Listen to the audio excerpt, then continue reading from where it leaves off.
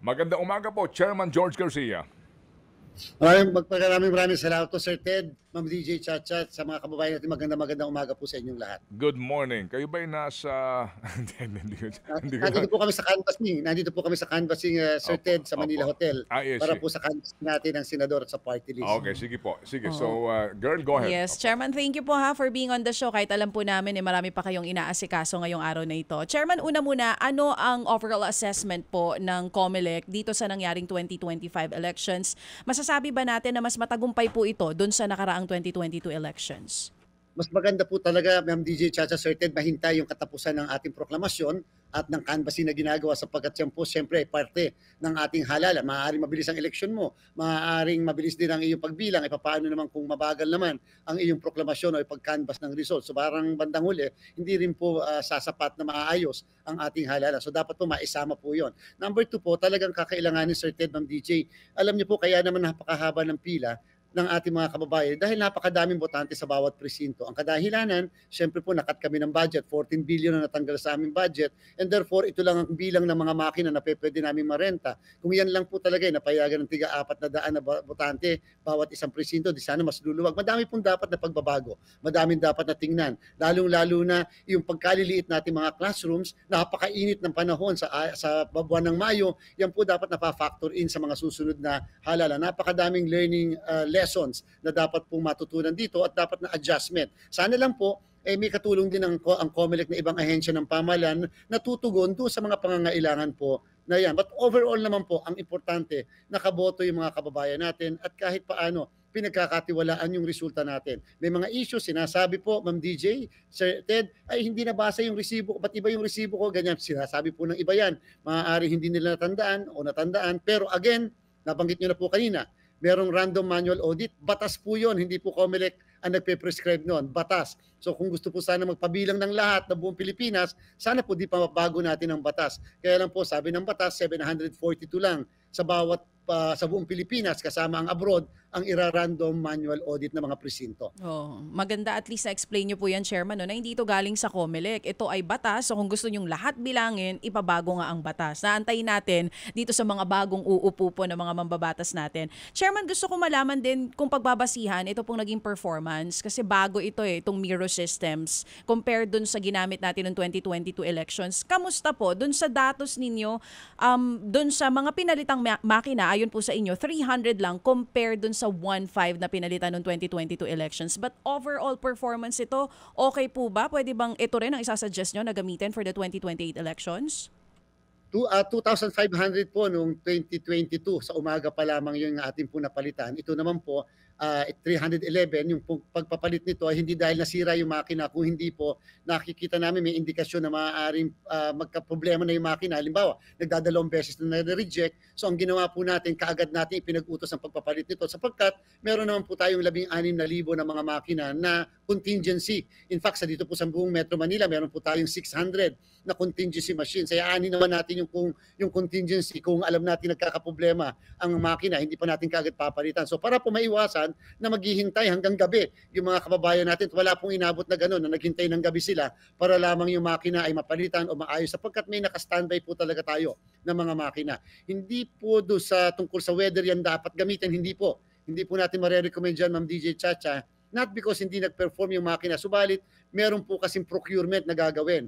Ano ibig sabihin po niyan? Hindi po natin binili kasi yung mga makina. Yan po ay nirentahan lang natin. And therefore, sa susunod na eleksyon, tayo po muli ay magkakaroon ng tinatawag na TOR. Ang TOR, ano yung drawing na gusto natin sa makina? Ano mga gusto natin idagdag? Ano yung mga gusto natin tanggalin? Ano yung mga dapat na improvement? At pagkatapos, muli po magpa-participate yung mga iba't iba na mga kumpanya na mag-deliver sa atin ng mga makina. Ang pinakamaganda talagang option, huwag bilhin ang makina. Kinakailangan talagang renta lang upang laging bago, number 1. Number 2, walang warehousing. Number 3, walang maintenance at saka upgrading na mangyayari. Kasi bago yan, and therefore, subject muli sa muling pagbabago ng dagdag ng mga features natin po. So yan po ang approach natin na ginawa nitong eleksyon na ito at sana ganun din ang mangyayari sa susunod na eleksyon. Bawat taon ng eleksyon, ibang mga makina ang pwede natin gamitin at maaaring iba rin na mga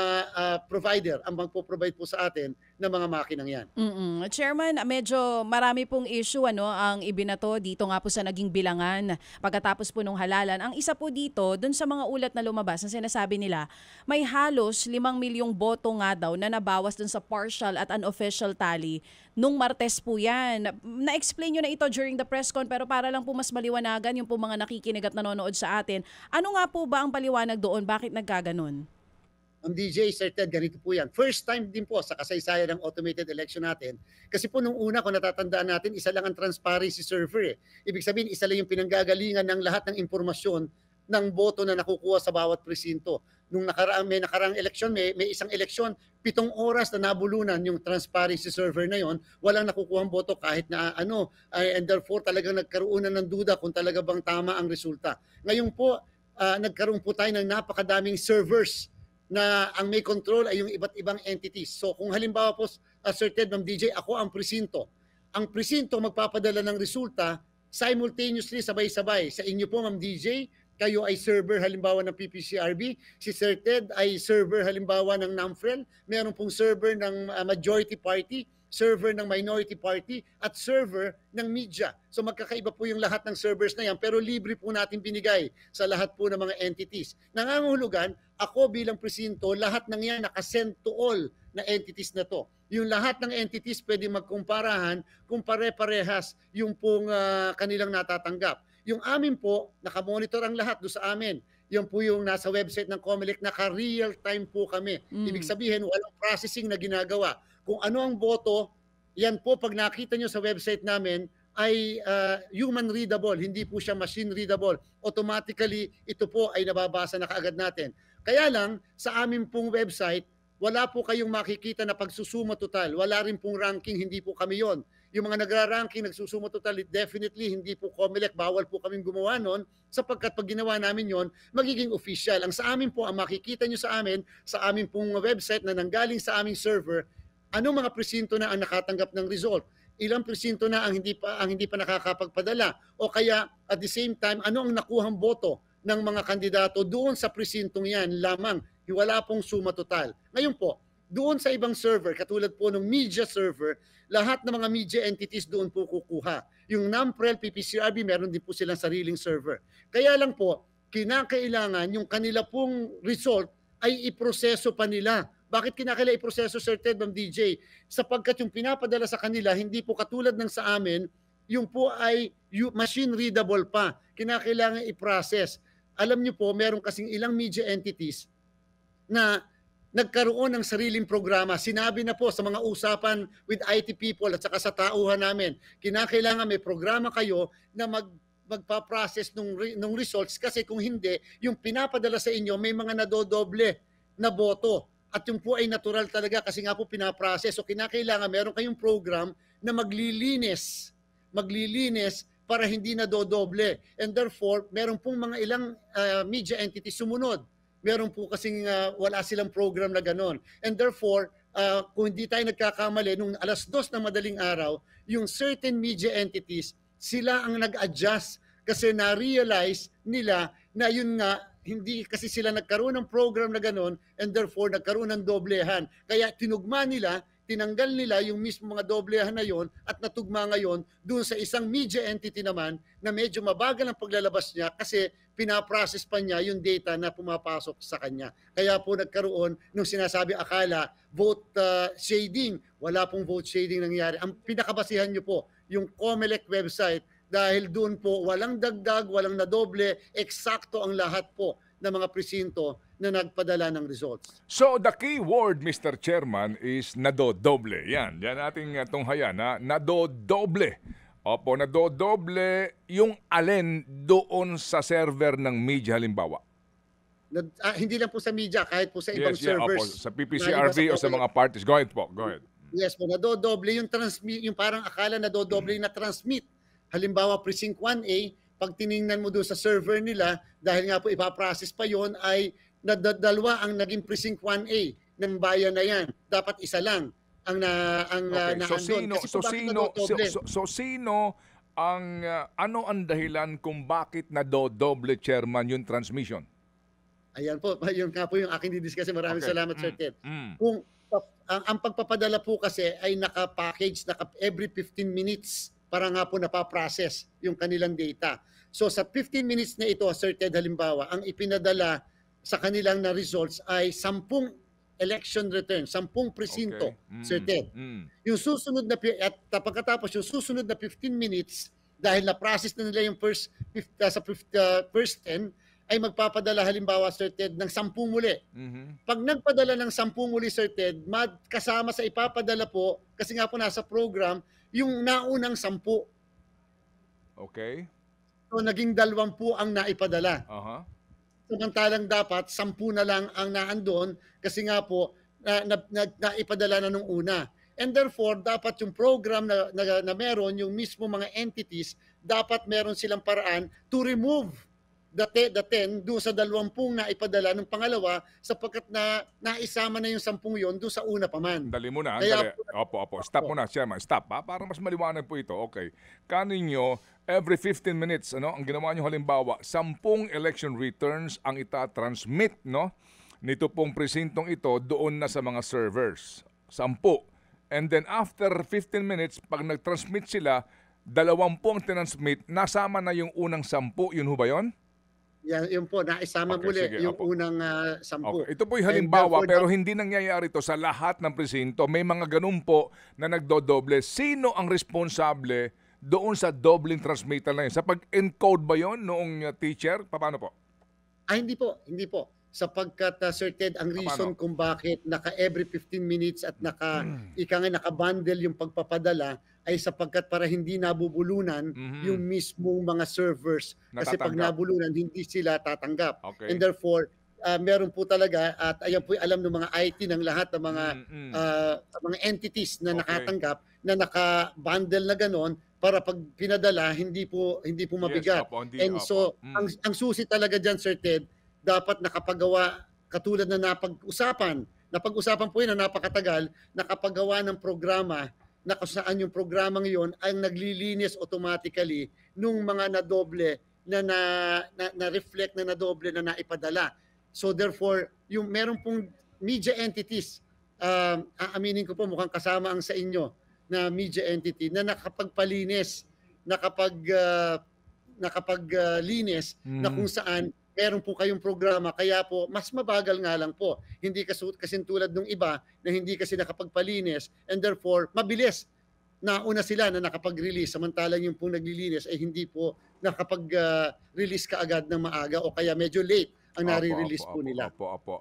Nakapag-release na maaga pero may doble. Tama po kayo, Sir Okay, Ted. sige. O ngayon, Chairman, hindi pa ho na tutugunan po yung tanong ko. Bakit nangyari yung mga nagkakaroon ng doubling transmission? Who's responsible dyan? Yung machine, yung tao nag-encode, paano? Wala po, hindi po taong nag-encode kung hindi po doon sa mismong program na kasi nga po ipaprocess pa dahil po yung naipapadala po sa bawat server ay mga encrypted. Hindi po katulad doon sa COMELEC kasi nga po kasama sa system mismo, kasama sa kabuuan ng system, hindi po kasi pwedeng ang COMELEC ay nagpa-process ng mismong data kasi paghihinalaan po kung nagpa-process ang COMELEC. Yung sa COMELEC po na server mula sa presinto, pag pinadala na sa server namin at nireflect namin automatically, Sir Ted, yun po ay human readable na kaagad. Okay. Chairman, sorry po. Pardon my ignorance. Pardon po itong kakulitan ko na ito. Baka kayo umay sa akin pero hindi ko pa rin po makuha. Hindi ko magets, no? Sinasabi ho ninyo, kasi merong, ginawa nyo halimbawa, merong sa unang transmittal, 10 ERs ito, and then after 15 minutes nga, para hindi mabulunan yan, yung tatanggap na makina, so yun medyo by batch. Pero sabi ho ninyo, meron minsan ba ito na sa second transmittal, yung unang na-transmit na isasama pa rin, kaya pagtanggap doon, kinakailangan munang linisin yon kasi nagdodoble. So again, ang tanong ko, bakit nangyayari yon? Kanino yon? Yung pagkakamali, kung magkakamali man yon, na nagdodoble ng transmittal? Sa program po Sir Ted, sa program at saka sa system. pasensya na rin Sir Ted, alam po ng mga IT experts yun eh. Aha. Kaya po Okay. lahat nag-agree, nag-usap talaga Mhm. na dapat magkakaroon Okay. gagawin na program Okay. na maglilinis at nag-agree po ang lahat doon dahil nga po Okay. sa parlance nila, sa pag-unawa nila, Aha. talaga pong nangyayari yung ganon kapag ka nagtatanggap ka ng ganong klaseng transmission. So Okay. sila po, sabi Aha. ko nga po sa inyo Sir Ted, yung mga media entities, may Okay. kanya-kanyang technicians and IT Okay. experts na Opo, pinadala opo. doon. Sige. Nag-commit sila na magagawa sila ng program pero unfortunately meron po kasing hindi gumawa o Oo. nagkaroon ng program. Sa program nung makina. Sa program ng mismong pag pinadala, halimbawa po Sir Ted, ito po yung mismong primary server, yung akin pong ginagamit na laptop, yan po yung server ng media. Pag itong server na ito Sir Ted ay nagpadala na sa server ng TV5, Mhm. dapat sa dapat do sa TV5 meron kayo do sa mismong laptop ninyo na program na maglilinis nung naipadala mismo nitong mismong server na ito. So, okay, sige. So, siguro po we will consult an IT expert eventually, no? Kasi nga din po, naunawaan namin si Chairman dito po sa kanyang sagot na ito. So, nangangahulugan nga na kapag tumanggap yung server ng TV5, dapat may program naman kami para suriin niya kung saan bang mga presinto yung doble. Oo, para hindi magdoble sa actual namin na pagtali na per senator, for example, or per candidate. Eksakto po sir. Ayaw ko na po Okay. sabihin na mukhang dapat hindi nagkulang yung mismong tumatanggap Okay. ng mismong resulta doon sa Okay. mismong server po Sa nila. reklamo po, o hindi naman actually reklamo, pahayag po nitong PPCRV, no? Oo, na bakit nga sa amin 79.9%, sa COMELEC 98% na, ano? Itong 18% na ito, hindi namin nakikita ito. Saan nangyari ito? Nangangahulugan ba na ang PPCRV mismo sa kanilang server, wala silang ganung program? Meron po meron pong program ang PPCRB. Mhm. Ang reason sir Sir Ted ay sapagkat katulad na nabanggit ko sa inyo, Aha. every 15 minutes po kasi yung yung every 15 minutes yung bulk Mhm. ng pagbato sa mga servers ng iba. Mm-mm. Yung sa amin po Sir Ted, wala pong every 15 minutes. Yung sa server po ng COMELEC, direct from the precinct yung pagbabato sa amin. Kasi nga po naka-real time po ang COMELEC server. So again, parang parang di ko pa rin mo makuha. Bakit ang PPCRV may concern na ganun? At ito rin po nga pinanggagalingan nung report na may nagkaroon ng agam-agam. Kaya ho din nagkaroon ng alegasyon ng vote shading o dagdag bawas. Again, Chairman, please. Maganda po talaga magpapaliwanag din yung IT, ay yung mga ganyan. Pero ang katotohanan po kahapon, katulad halimbawa, kami po ay nasa 90, sila po ay nasa 83% pa lang. Ang Okay. sa amin po ay nasa 96, 97%. So talagang sabi sa amin ng PPCRB, baka pwede nang maipadala yung buong bulk ng Okay. 17% At yun po kaagad naman pong naibato na. Kasi kung kaya naman po ng sistema, naibato na kaagad. Kaya po, ang PPCRB ngayon, kung di tayo nagkakamali, kahapon pa lang, ng alauna ay 97% na. Samantalang ang COMELEC naman po na server ay nag-99% na. So konti na lang po yung wala pa naman doon sa mismong PPCRB server. Okay, sige, di ho bale, no? Ito ho naman po ay for discussion pa ho, no? Eventually ng ilang pong mga IT experts. Importante itong gagawin nyo na manual audit, no? Alright, sige. Can you tell us about this? Paano po ito? At gaano karami po itong presinto? Saan ito gaganapin? Sir Ted, nasa isang hotel po sila, located andyan po sa Diamond Hotel, pwede masaksihan ng publiko. Yan pong random manual audit ay prescribed mismo ng batas. Isang presinto bawat isang legislative district, meron din po sa bawat post natin, meron din po tayong random manual audit. Ano pong ibig sabihin ng random manual audit? Una, hindi lang po COMELEC ang magbibilang niyan. Ang mga naandyan po ay yung PPCRB, may NAMFREL din po, merong lente, naandyan po ang Philippine Statistics Authority, naandyan po ang PICPA, Philippine Institute of Certified Public Accountants, naandyan din po ang DepEd at iba pang ahensya ng pamahalaan. Yung pong bawat isang ballot box na napili at yung pong pagpili ay hindi po manual na pinili, electronically chosen po yan at yung pong mismong ginamit na program sa pagpili niyan ay nagkaroon ng source code review sa harapan po ng mga eksperto. So pinili po yan electronically and simula po noong gabi ng araw ng eleksyon, isa-isa na pong pinakuha yung mismo mga ballot boxes para po secure sa ating po mga lugar kung saan nanggaling mga ballot boxes na yan. And therefore, isa-isa po yung bubuksan, Sir Ted. Titingnan yung mga resibo, bibilangin yung resibo. Titingnan yung mga resibo, ibibilangin yung mga balota. Ikukumpara yung mga balota at yung pong kalit-liitan tuldok, kalit-liitan drawing, etc. Ilalagay po lahat yan. Magkakaroon po ng mga proper recording. Aalamin sa suma total kung yung bang balotang binilang manually ng mata ay tumutugma doon po sa ating makina. At yung din bang resibo na naging produkto ng machine na yan ay tumutugma sa balota at doon sa na-transmit na results sa mga server ng iba't ibang entities. Sige, himayin natin to ha. Sabi po ninyo, Chairman, as provided for by law, lahat ng distrito sa buong Pilipinas. Tama po, tama po, lahat po ng distrito. So, ibig sabihin, ngayon po ay May 12 ang eleksyon, May 14 ngayon. Nangangahulugan po na yung pong makina, yung ACM na ginamit sa Tawi-Tawi, sa district po sa Holosulu, o kaya sa Apari, Cagayan, na andyan na sa Diamond Hotel? Kasama po yung ballot box, Sir Ted. Kaya nga po, yung makina at saka mismo yung box mo na hinulugan itong balota, nasa Diamond Hotel na ito ngayon. Yes po. Yan po ay dahan-dahan na pong dinadala na, Sir Ted. Yung iba po ay on transit na kasi nga po kalalayo ng mga ibang lugar. Okay, sige. So baka po wala pa ito kasi nga ang lalayo ng panggagalingan nito eh. Kasi kung iyan ay isasakay ho ba yan saan?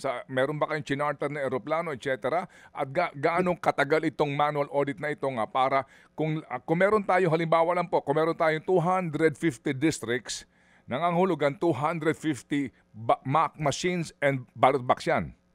Ginawa po yung two per legislative districts, kaya lahat-lahat po sa buong Pilipinas, kasama yung sa abroad, Sir Ted, ay 742 na mga ballot boxes lahat yan. So, yan po lahat. Yung nakarang eleksyon, ng mga previous elections, inaabot po sila ng mga 45 days para gawin ang random manual audit na tinatawag. Okay, sige. So, dito po sa random manual audit na ito, Chairman, kung magkaroon po ng discrepancy vis-a-vis sa report na tinanggap ng COMELEC server na ito, ilang porsyento rito ang makapagbibigay po ng duda na hindi naging accurate po ang halalan? Alam niyo po, Sir Ted, pasensya na, pero noong mga nakakarang eleksyon kasi ay lagi pong, so far naman simula ng 99.9% kasi yung accuracy ng makina. And siyempre hindi natin po ma-predict ngayon kung ilan naman yung accuracy nitong ating makina sa kasalukuyan. Pero yun po 99.9%. Pero gusto ko lang din po sabihin, bago po sagutin din natin yung inyong katanungan, yung pong NAMFREL, Sir Ted, ay binigyan namin ng karapatan na pumili ng 6 na po na lugar sa buong bansa na nung gabi ng araw ng eleksyon, natatandaan niyo po, Sir Ted, nung bumoto kayo, tayong lahat, may yung resibo ng ating pong produkto ng makina, meron po siyang QR code na tinatawag. Pinayagan po namin si NAMFREL na i-capture yung QR code upang alamin kung yung QR code na yan, yung result, suma total ng boto ng kabotante sa mismong presintong yan, ay tumutugma doon sa naimprenta na election returns at na-transmit na election returns. Isa po yan. Pangalawa, binigyan din po namin ng karapatan si PPCRB, yun naman pong nakapaskil sa labas ng presinto na election returns, may QR code din po yun. Pinigyan namin sila ng karapatan na i-capture din ng kanilang mga coordinators or watchers yung QR code na suma total ng boto sa bawat presinto upang ma-counter-check naman yon sa kanila pong natatanggap na hard copy ng election returns at yung mismo na-transmit na kopya ng election returns. Okay, sige po. So ito nga po yung mga cross-checking para masiguro po na yes, opo. Anyway, to answer my question, sa ilalim po ba ng batas, ito hong manual audit na ito, meron ba pinag-uusapan ditong percentage kung sakasakali po? Para lang ho mapanatag. Wala po siyang nakalagay na porsyento, Sir Ted, pero dyan po kasi ang purpose dyan, kaya sa nagpaparandom manual audit upang later on, kung sakasakali kakailanganin yan upang makagagawa ng bagong legislation o batas patungkol po sa ating automated election. So paano yan? This is theoretical, Chairman. Paano kung malaki ang porsyento ng pagkakaiba ng resulta ng manual audit doon sa actual result ng halalan? Ay di yan po ang magagamit mismo ng mga kandidato para po sa isang protesta na na-file po at nakapending po sa mga korte o kahit sa ating mga tribunal. Okay, sige. So, napaka-importante ng resulta nito, no? Sa nung pong 2022 election using the Smartmatic technology, ano po ang percentage doon na kung kasi may question dyan na nangyari. Ilang percentage po ang naging resulta po, yung accuracy? 99% din po, Sir Ted, yung Aha. resulta po ng random manual audit. I'm sure ito po, alam nyo, baka ano, no? Yung PICOS ng panahon ni Pangulong Noynoy, 99.9% din po, 99.9% din po, Sir Ted, yung pong okay. resulta ng random manual audit. Again, gusto po natin sabihin na hindi po COMELEC lang yon. Aha. Meron pong napaka-credible Okay. na mga organisasyon na kasama dyan, lalong-lalo na po ang Sige. Philippine Statistics Authority at PICPA. Okay, sige. So ito muna iiwan natin. Total ho naman 45 days ito, Chairman, ha? Yes po, kalimitan. Starting today. All right, sige po. Pero ito pong ating nababasa ngayon at na-anunsyo na at nasa mga pahayagan na listahan ng mga senador na umano'y pasok doon sa Magic 12, pati yung 13, 14 na ganyan. Pinapayagan to ng COMELEC kasi bagamat ito'y unofficial, partial, pero ito na po yun talaga ang nasa inyong COMELEC server. Sa katotohanan, Sir Ted, hindi po namin alam talaga yung ranking. Kasi nga po, pag tinignan niyo po sa server, sa aming pong website na nanggaling sa server namin, Okay. hindi po talaga siya nakasuma total. Kaya po, sa katotohanan, Sir Ted, nung gabi ng araw ng eleksyon na nagkakaroon na ng mga nakikitanong pa ako doon sa mga ibang media entities, kasama po yung inyong reporter, kung ano yung ranking. Kasi po hindi namin kita kung ano yung ranking. Ang nagsusuma total po ay yung mga media entities base sa kanilang tinatanggap na resulta na nanggaling naman doon sa mga servers. Sige po. So mamaya po, magkakaroon kayo ng official na canvassing ng lahat ng mga na i-transmit sa inyo, hindi na ng ER kung hindi po Certificate of Canvass na. Kahapon po, nagsimula na po tayo. Yun po yung unang araw. Tayo po yung naka-58 kaagad. First time sa ating kasaysayan. 58 po kaagad tayo na COC. Okay. Sana ngayong araw na ito, Sir Ted, kahit man lang 100, tatapusin namin yan. Kasi 175 po lahat-lahat, Sir Ted, ang ating COC na hinihintay at inaabangan. Okay, ito pong mga COC magiging basihan nga to tally all the votes of the senators that na tumakbo pati ho party list. And ang target po ninyo, kailan po ang proklamasyon? Sana po, Sir Ted, para naman po maging historic, sana naman po ay Sunday ay makapagproklama na tayo kahit po nung senador na. At dapat lahatan na para wala po yung mga partial proclamation. Hopefully po, sana matapos namin ang canvassing kung hindi man po bukas, kahit man lang po hanggang Biyernes para matupad yung ating kagustuhan na proklamasyon kahit Sunday. Ito pong national canvassing na ito, bukas ito sa publiko at sino man pong abogado ng kandidato, tumayo doon at kumwestiyon sa inyong COC na bibilangin. Ay opo, actually po magsimula tayo kahapon. Ang dami po mga lawyers, mahigit 100 ng mga abogado at watchers na naandito upang magmatsyag, kumestyon, mag-manifest kung ano man yung nakikita nila. Sige, so ito lang, bago po si Chacha yata may mga pahabol pong katanungan. Yung sa Bohol na nangyari na walang party list print doon sa balota, ano ang kwento doon? Ba't nangyari? Ilang balota yon, Chairman?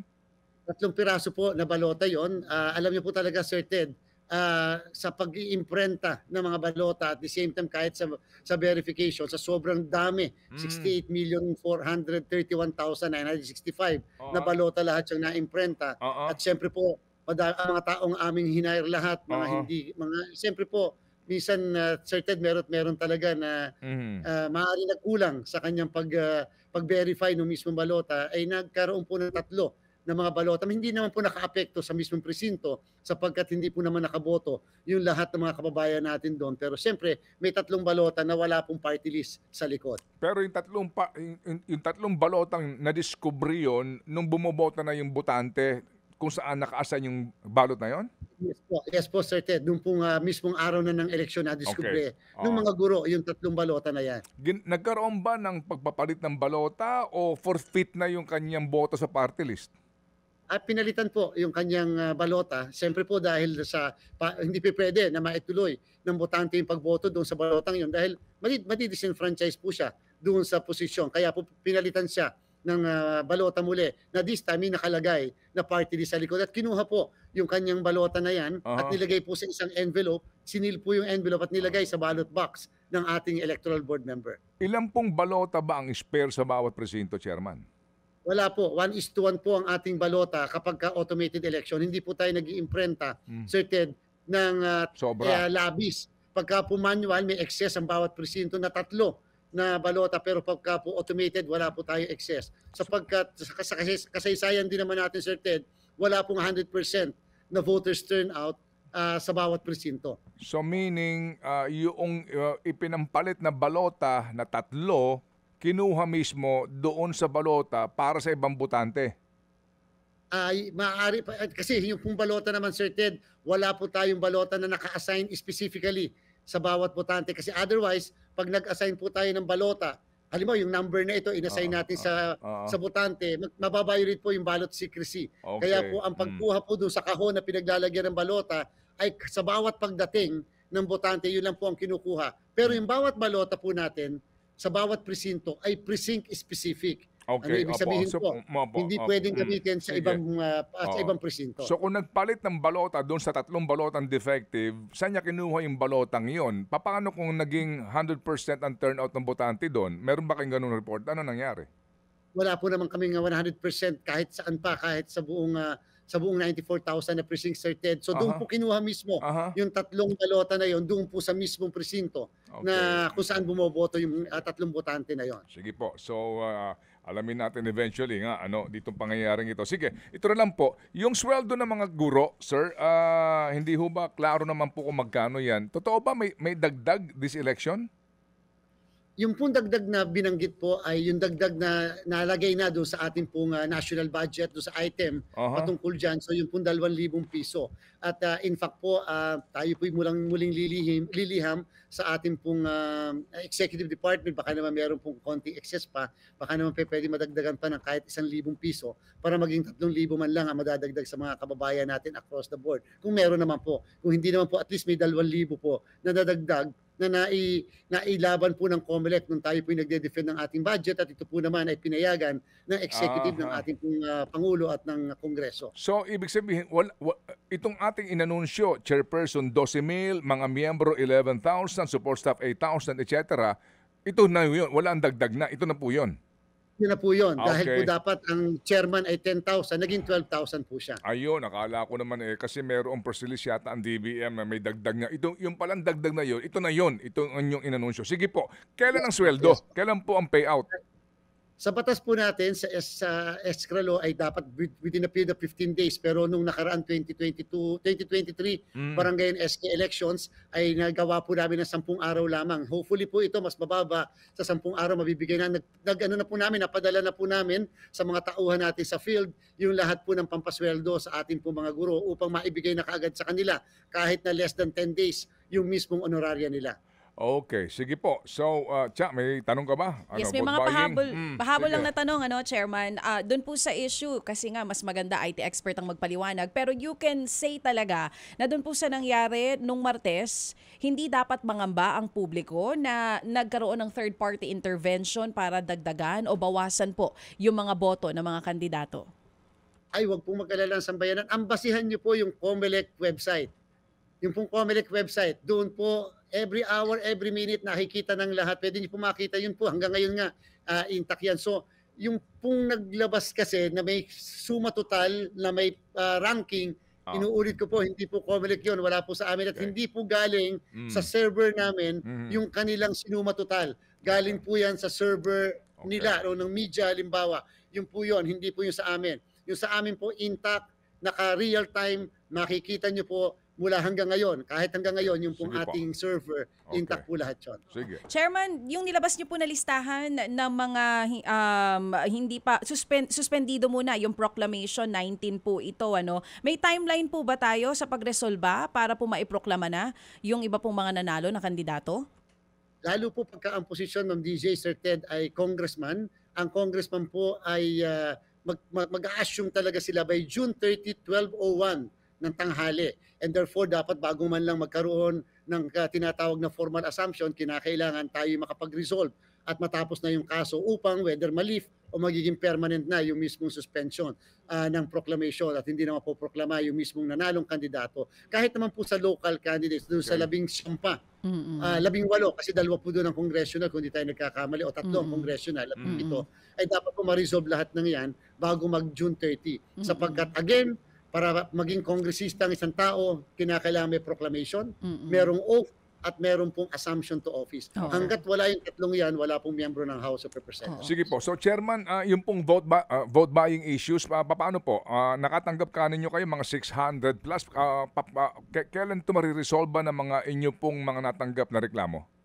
Apo, magtutuloy-tuloy po yan, Sir Ted, kung halimbawa man naproklama yung mismong national candidates, whether senador, kung meron man, o kaya po party list o yung legislative district, magtutuloy-tuloy yan. Subalit yung disqualification case, maaaring hindi na po namin maging basihan sapagkat mawawalan po kami ng jurisdiction pagdating ng June 30. Subalit, hindi po kami nawawalan ng jurisdiction sa election offense o yung kasong kriminal na may 1 hanggang 6 na taon na pagkakakulong. Subalit, pag po ang posisyon, Sir Ted, Ma'am DJ Chacha, ay lokal na posisyon, kahit po sila naproklama na o kahit sila nag-a-assume na o nanunungkulan, ay magtutuloy-tuloy po ang disqualification, pwede po namin silang tanggalin at pwede rin po namin silang kasuhan pa ng kasong kriminal. Sa lawak ng vote buying complaints ngayon, lantaran, Chairman, wala hong nahuli. Meron po naman, Sir Ted, kasi meron po tayong disqualify nga na kandidato na kung saan nakitang namimigay na 1,000 piso. Kandidato po yun for congressman at the same time incumbent mayor po dyan sa bandang area ng Quezon. Yan po kasi yung po yung naka-reach sa punto na nagkaroon ng formal na petition na na-file laban po sa kanya. Hindi nga po, pero ito hong warrantless arrest na inyo pong sinasabi, walang nangyayari. Doon sa amin po lantaran eh. Paano po, Chairman? Talagang wala ho, Yes no? po. Yes po, Sir Ted, yun po ang dahilan kung bakit kung napansin ninyo, nag-issue po ang COMELEC ng isang resolusyon. Medyo, wag na po natin sabihin na Opo. nagalit.